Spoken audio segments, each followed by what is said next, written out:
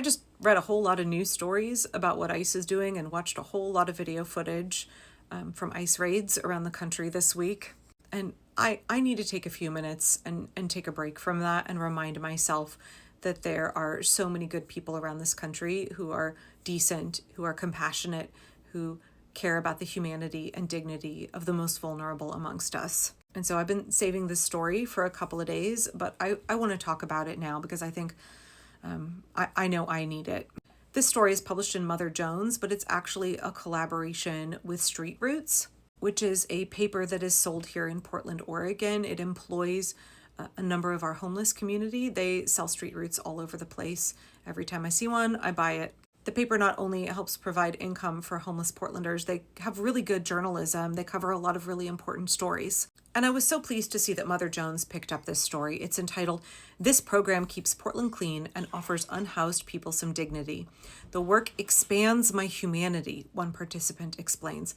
The piece is by Joseph Winters. On a Thursday morning in Portland's Old Town neighborhood, 24 people mill around a warehouse, waiting for the results of a lottery. At 7:45 sharp, a woman sitting in an interior office calls out 3 numbers in quick succession. She repeats the last one a few times before someone finally comes forward. 234, she says into the crowd. Who's 234? Chris Parker is 234. He's tall and thin and wears Garneau cycling gloves and a baseball cap from the power tool company DeWalt. "Are you kidding me?" he says, happy and shocked. Across the room, one of the other selectees, number 237, does a kind of end zone victory dance, shimmying with arms above his head.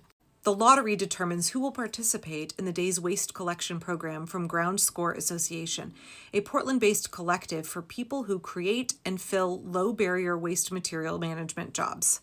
Through this program, called GLITTER, short for Ground Score Leading Inclusivity Together Through Environmental Recovery, Parker will join a group of Ground Score employees on a 4-hour walk through Portland.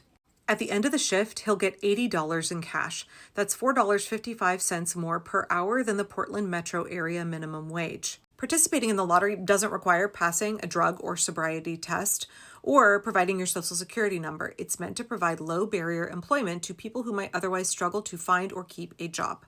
Most of the people are homeless when they start working at Ground Score, but after a year on the payroll, there's an 80% chance they will have secured housing, according to the organization. Terrence Freeman, one of the employees leading the Glitter group on Thursday, wears wraparound sports sunglasses and a yellow scarf. He's been working at Ground Score for 6 months.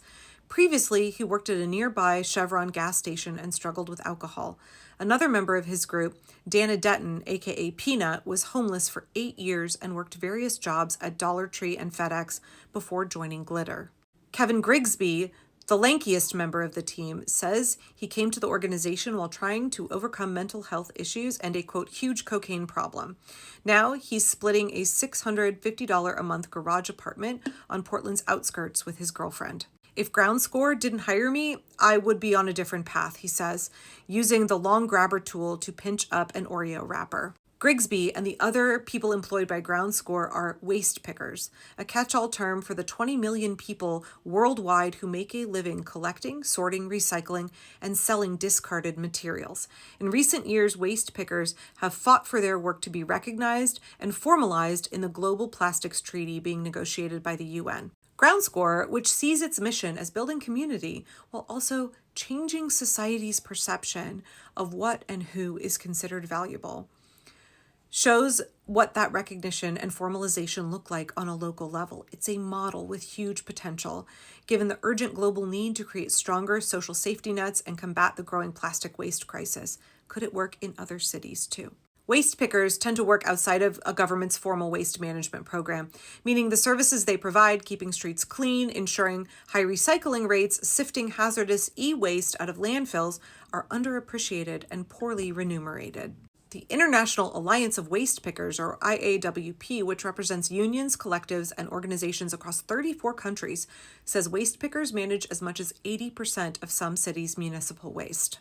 One study from 2020 estimated that waste pickers collect 58% of all the plastic that ever gets recycled. They boost recovery rates for cardboard, aluminum, and other metals, too. Waste pickers also recover e-waste, often so they can sell the metals inside the electronics, as well as textiles that can be worn, repaired, or refashioned into new goods. In some jurisdictions, including Oregon, waste pickers collect aluminum cans and plastic bottles in order to claim a rebate determined by a so-called bottle bill, a law that tacks on an extra 5 to 15 cents deposit on containers' purchase prices. It's 10 cents here in Oregon, but these policies are a relative rarity. Within the US, only 9 other states and Guam have a bottle bill, and the majority of similar laws internationally are concentrated in Europe, Canada, and Australia. Waste pickers in poorer countries often have to buy or sell their wares directly to recycling companies or brokers, and they can't rely on a government-mandated return rate per item that they collect. Yeah, so here the deposit got raised from 5 to 10 cents. We have an older disabled gentleman, he's only got one hand, who comes by our house every week and gets all of our cans. I could take all of the cans in to the deposit center and get my deposit back on them, but I would rather give them to him. This is the work that is accessible to him. We've known him for years and years. Okay, let me continue with the article. So these activities not only provide waste pickers with a living, but they also help to address climate change.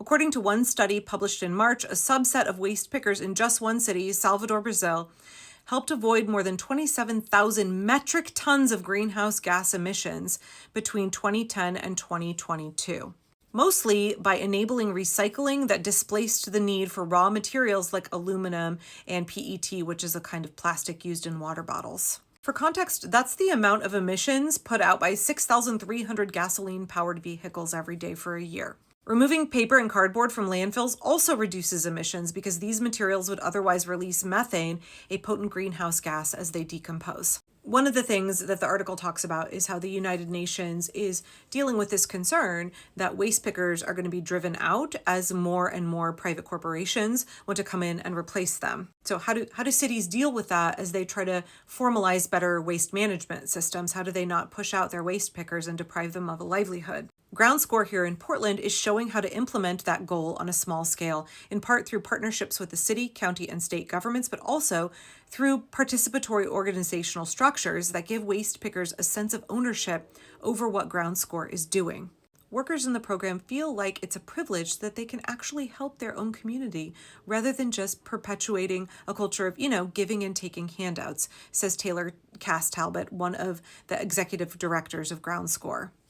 One of Ground Score's co-founders, Barbara Weber, has been a waste picker since 2015 and designed Ground Score as a peer-led initiative, meaning that it would be organized by and for the city's waste pickers themselves. Unlike the work that most waste pickers do, the Glitter program doesn't actually focus on selling recyclable material. They actually focus on microtrash, cigarette butts, food wrappers, even needles. Things that can't be recycled and have to go to the landfill or an incinerator, but picking them up really cleans up the city. Glitter is funded through Portland's Homelessness and Urban Camping Impact Reduction Program, as well as contracts with local businesses. Ground Score also has a program called the People's Depot where folks can bring in cans and bottles. They can basically sell them to the depot for the same value as the bottle deposit, which is 10 cents an item. Okay, sorry for the jump scare. It was getting really dark and I had to turn a light on. Chris Brown is the operational manager for the People's Depot. He has worked there since 2021, but before that, he was homeless and made his living collecting cans. He said there's a stigma that if you're homeless, then you're useless. Like, why don't you get a real job?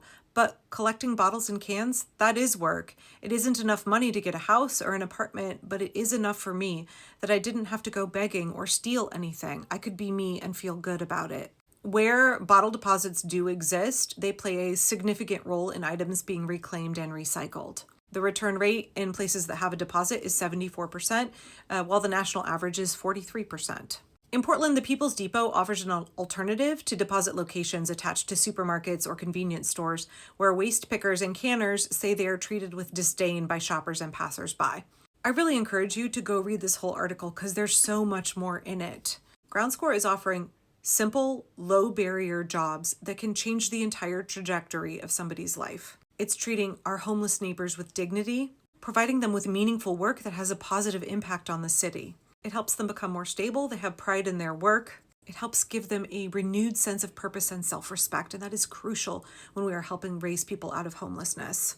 I love my job, Ground Score employee Denton says. It's fulfilling in a way that just expands my humanity. These are the kind of things that we should be doing in America. Earth care and people care. Raising people up, making our cities better places. treating each other with dignity, shaping functional societies. This is the America that we could have everywhere.